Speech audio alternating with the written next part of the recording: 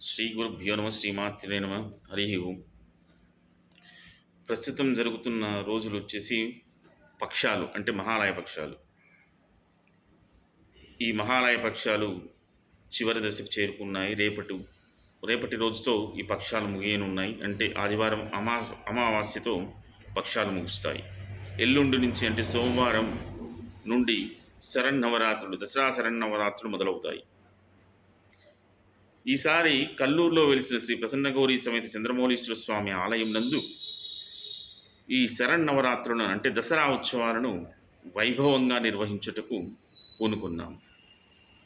మొదటగా నేను ఆలోచించాను, ఈ కార్యక్రమాలను చేయొచ్చా చేయకూడదా, చేస్తే ఏ విధంగా ఉంటుంది అంటే ఏ విధంగా అనుకోవచ్చు. ఫైనాన్షియల్గా కావచ్చు, లేదా టైం మ్యాటర్ కావచ్చు, ఏదైనా కావచ్చు.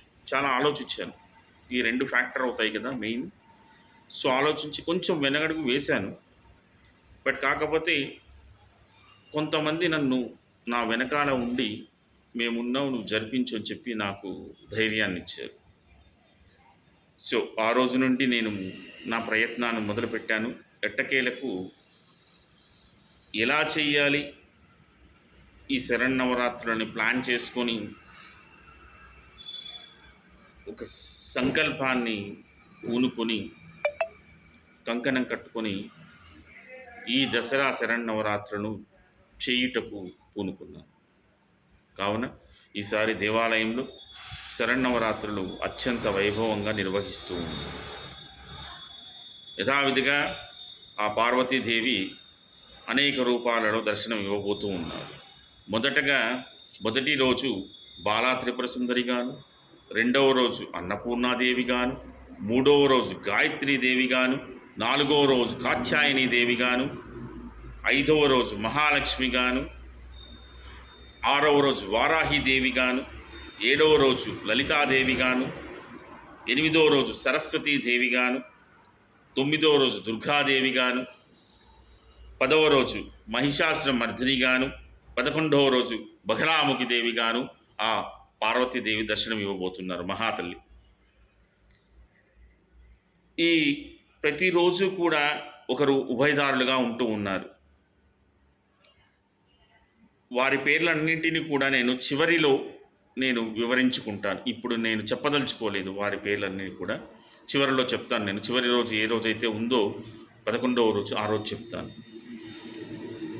జనరల్గా దసరా అనేది 10 రోజులు వస్తూ ఉంటుంది. నవరాత్రులు అంటే 9 రోజులు, ఆ తర్వాత ఒక రోజు 10 రోజులు జరుగుతూ ఉంటాయి. కానీ ఈసారి 11 రోజులు వచ్చింది. ఎందుకంటే విశేషం ఏమంటే ఇటువంటి రోజులు 10 సంవత్సరాలకు ఒకసారి వస్తూ ఉంటాయి. అంటే తిథిలో మార్పులు జరగటం వలన ఈ 11 రోజులు అనేవి జరుగుతూ ఉంటాయి. కాబట్టి కంపల్సరీగా కాత్యాయని దేవినే మనము పూజించాలి. మనం చేసే ఈ నవరాత్రుల్లో కాత్యాయని దేవిని మటుకు మనము పూజించాలి. నేను చాలా ఫ్రాంక్గా చెప్తున్నాను.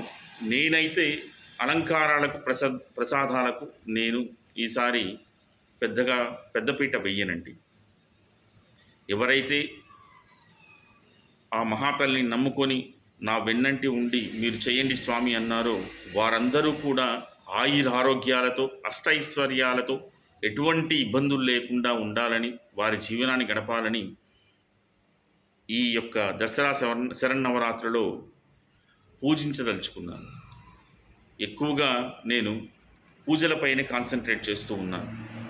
అలంకారాలకు తక్కువ ప్రాధాన్యత ఇస్తూ, ప్రసాదాలకు తక్కువ ప్రాధాన్యత ఇస్తూ పూజపైనే ఎక్కువగా ధ్యాస ఉంచదలుచుకున్నాను. ఎందుకంటే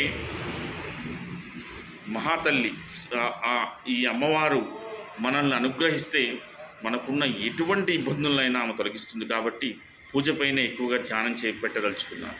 కావున అలంకారాలకు, ప్రసాదాలకు తావు ఇవ్వను, ఎక్కువగా ఇంపార్టెన్స్ ఇవ్వను. ఇంకా ప్రతిరోజు కూడా నేను ఏ రోజుకు ఆ రోజు అలంకారం అయిన తర్వాత, పూజలు అయిన తర్వాత ఆ మహాతల్లి చిత్రపటాన్ని మీకు అందిస్తూ ఏ విధంగా జరిగిందని వివరిస్తూ కూడా వీడియో పెడుతూ ఉంటాను. ఈ శరన్నవరాత్రులలో ఎవరైనా వస్తు రూపేణ లేదా ధన రూపేణ ఏదైనా కూడా కావచ్చు, ప్రసాద రూపేణ ఏమైనా ఇవ్వదలుచుకుంటే కినా దేవాలయానికి విచ్చేసి నన్ను దయచేసి సంప్రదించగలరు. మీ సహాయ సహకారాలు నాకు ఎంతో అవసరం. ప్రతిసారి నా వెన్నంటి ఉంటారు కాబట్టి అడగడంలో తప్పేమీ లేదు. అడగాలి. ఆకలైతే అమ్మనైనా అడిగితేనే అన్నం పెడుతుంది, లేకపోతే అన్నం పెట్టదు. కావున మనకు అవసరం ఉన్నది కాబట్టి కంపల్సరీగా అడగాలి. మీ సహాయం అనేది నాకు అవసరం. ఎవరైనా కూడా కావచ్చు, ధన రూపేణా, వస్తు రూపేణా, ఏ రూపేణా కూడా ఏమైనా ఇవ్వదలుచుకుంటే కినా దయచేసి దేవాలయానికి విచ్చేసి నన్ను సంప్రదించి ఏ విధంగా మీరు ఏమి ఇవ్వదలుచుకున్నారో నాతో డిస్కస్ చేసి ఇవ్వగలరు. అందరూ హాయిగా ఉండాలి, ఆరోగ్యతలో ఉండాలి, అష్టైశ్వర్యాలతో తులతూగాలి అని ఆ మహాతల్లిని ప్రార్థిస్తూ ఎల్లుండి నుండి సోమవారం నుండి ఈ శరన్నవరాత్రులను విజయవంతంగా నిర్వహించుటకు ఆ తల్లి కృపను మనమందరూ కూడా వేడుకుందాం. ఇట్లు కరణం రామచంద్రారావు, కల్లూరు శివాలయం దేవాలయం ప్రధాన అర్చకులు.